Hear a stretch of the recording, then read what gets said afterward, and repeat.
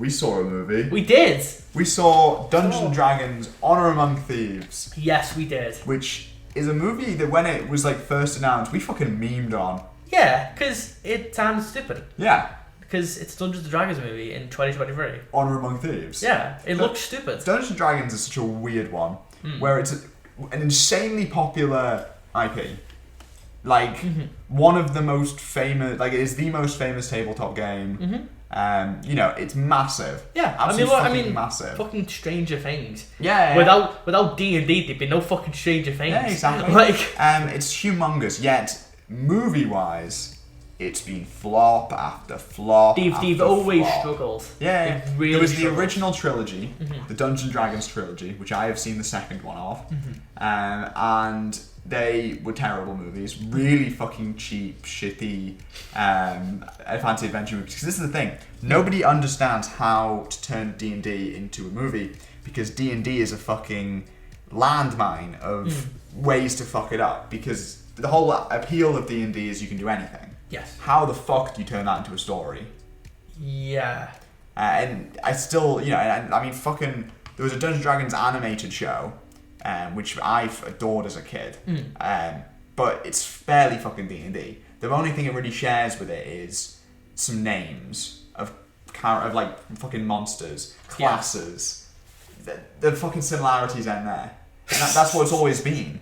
You know, the best D&D related things have been, instead of watching a D&D party going on an adventure, is you watch the actual people play D&D. Yeah. Like the community D&D episodes are fucking brilliant, because you've got the fucking Breaking Bad Mike doing an interrogation scene with two goblins. Yeah. But it's actually him doing it with the fucking... Yeah. Like, it's not... yeah, like there's a charm to doing it, because like there is a lot of lore to D&D. Yeah. But the fun is making a story. Yeah, the yourself. The fun is the game. Yeah. And that's... And the role play. Yeah, exactly. And that's kind of here in Dungeons & Dragons Honor Among Thieves. They get some of that. They definitely could have done it more. That's... You see, this is my like thing with it. Yeah. When I was watching it, I was like, a few weeks ago, Yeah. I watched Black Dynamite. Yeah. Which is like a blaxploitation movie. Yeah. It was like made in like 2010. And it's like a parody of those movies. Yeah. And there's a couple of scenes in that movie where like what will happen is a character will be talking. Yeah. But as they're talking, they're looking down at like a script and Yeah. being like, Black Dynamite, you are here and I'm going to take you down. Yeah. Or like there's a fight scene where like someone punches someone but they actually punch them accidentally. Yeah. And like for a second they're like, hey, like what the fuck are you doing? And it's like, to me, I think while I enjoy the film overall, Yeah. I would have really been into the idea of doing a D&D movie that is like a chaotic D&D game, where the story constantly is changing, and it kind of becomes like a mess because these people are doing a game, and it's like, and I think, to me, though it taps into that a little bit, I think it still has a bit too much of the standard studio blockbuster. There's a like movie template that kind of does that called The Gamers, which is a 45-minute. It's on fucking YouTube. A 45-minute D&D comedy, like made by some fucking students or whatever. Yeah. Where it's like them playing D&D like as a group on like around a table. Then it cuts to them in their costumes. But it's really fucking stupid. Like there's a guy who doesn't turn up to the session, and so they have his character always standing in the background of every shot. Exactly, like that. And that's fucking funny. Yeah, like that's a cool idea, and it's like, and to me, like I think there's something there to making a D&D movie that feels like a D&D game. Rather than like because it's like, because I mean, one of the things that I think is really good about the movie is it does come from people who are fans of D&D. You can tell, because they're making fun of it, but not in a way that feels like there's like, oh, D&D. Not in the fucking MCU way. No, like Dr. Octopus. That's stupid. It's like, like they're not constantly fucking like making fun of the material. What they're doing is they're taking the material, they'll laugh at some of the sillier parts of it, but they still take it and have fun with it. And it's like, and to me, like, that is arguably the best part of the film. And also just the fact that it feels like a classic, throwback. It's fun. It's Holy shit, I've missed fun movies. It's a fun time. And that's the thing about it, is honestly, there's really not that much to say about it. It's not a masterpiece. It's not the greatest film of all time. It's just a fun little blockbuster. Everything it does, it mostly does right. Mostly does all right, yeah.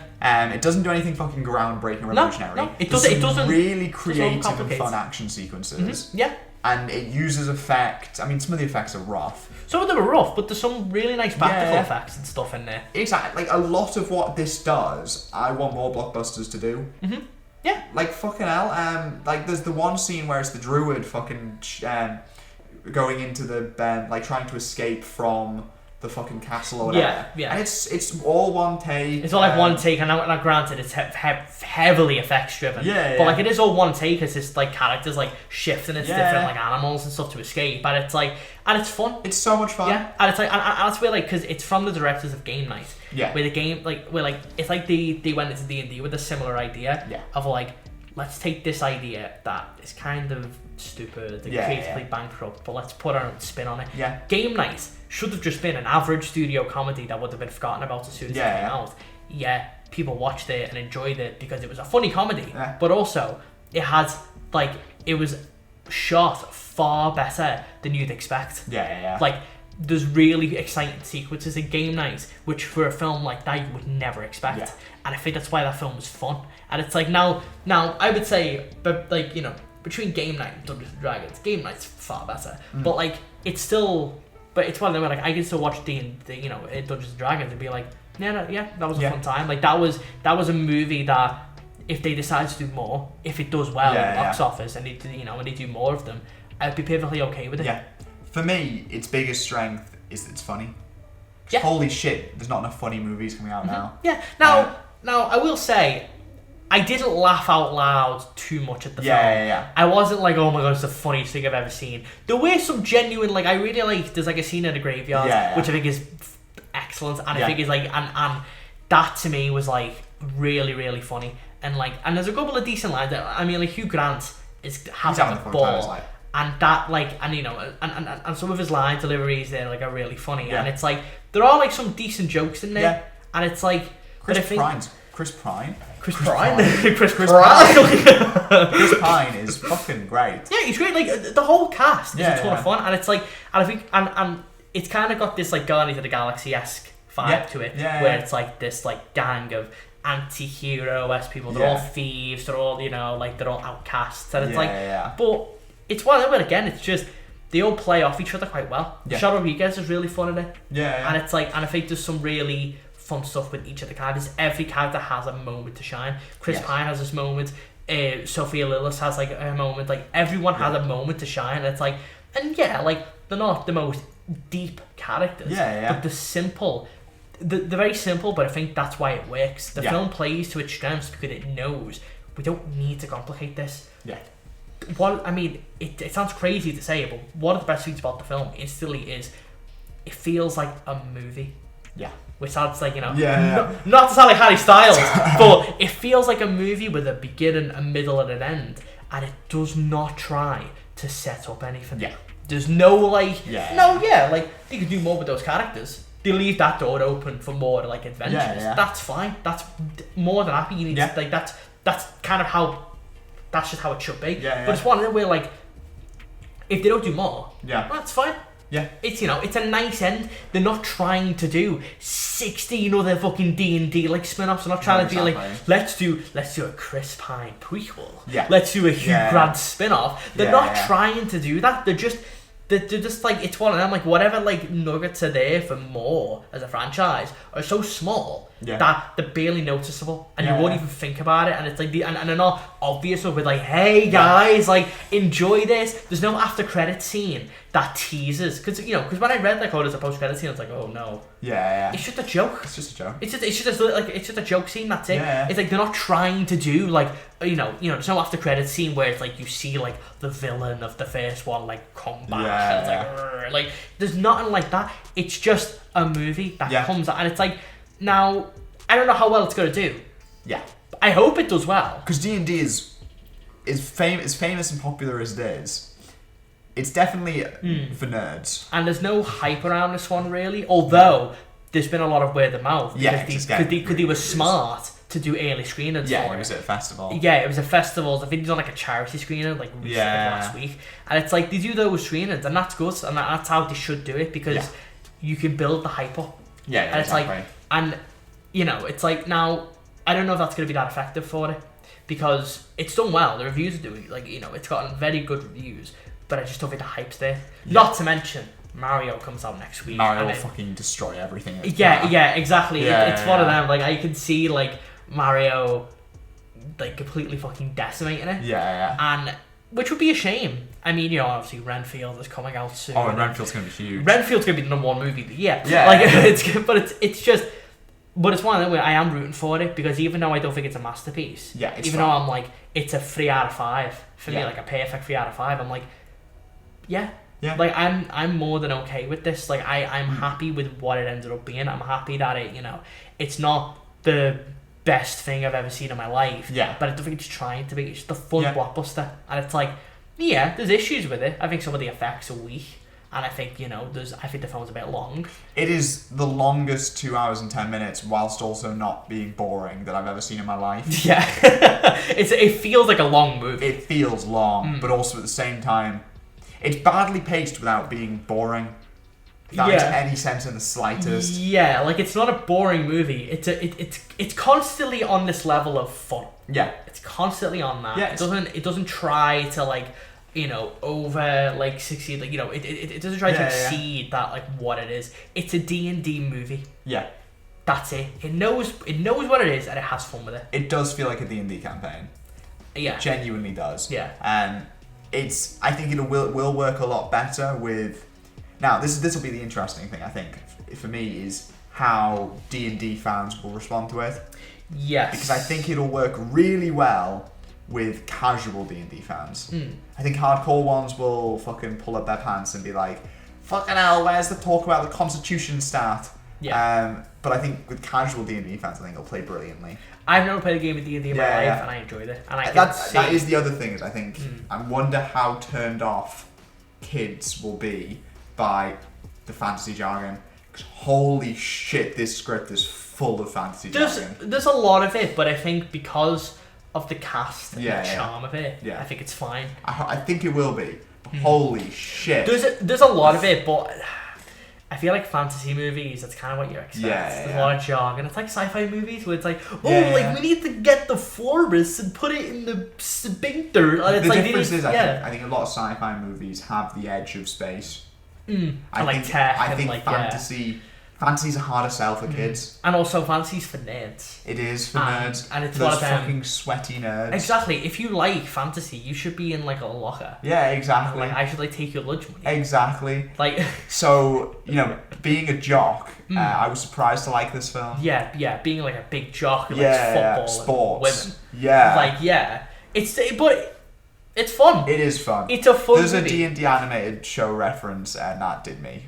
That was good enough for me. I didn't even get that. I lost my mind, genuinely. Yeah, I didn't even think of that. I was just like, wow, D&D. I saw the Easter egg, and I've just seen, no matter all the fucking Marvel shit that we've seen. Yeah. This is the first Easter egg. This was the one that made you like, holy shit. Yeah. You were like soy face, and you were like, yeah. It was like I like recognized Baldur's Gate, and I was like, I know that. I've heard that. Or like, what is it, Neverwinter or something? The other one. I'm like, I know that. That's a thing that I've heard at least once in my life about D&D. And even then, it's just we've just heard the words never and winter. Yeah, just in a sentence. That's it. Like, oh, that's a thing. Wow. Look at it go. Look at that. I'm a D&D champ. I know D&D. It does a lot of cliche things very well. Mm-hmm. The third act is cliched as fuck. But it does it really well. Yeah, it's fun, and that's the thing. Again, that's why this film is fun, because it's not trying to do anything crazy. It's just a fun blockbuster. Yeah, and it's like totally fine, totally predictable, totally. It is not like a masterpiece. No, it is not trying to be this. It's not trying to be like everything, everywhere, all at once. It's not like that. Yeah. Like it's not trying to be crazy. This will not win Best Picture. No, despite the hype. Might get it for Best Makeup. I would hope so. Might get in for some stuff. I could see it because there's some cool, potentially best costume design. There's some cool like effects in there, like practical effects. That what really they do cool. with the fucking corpses I thought was really fun.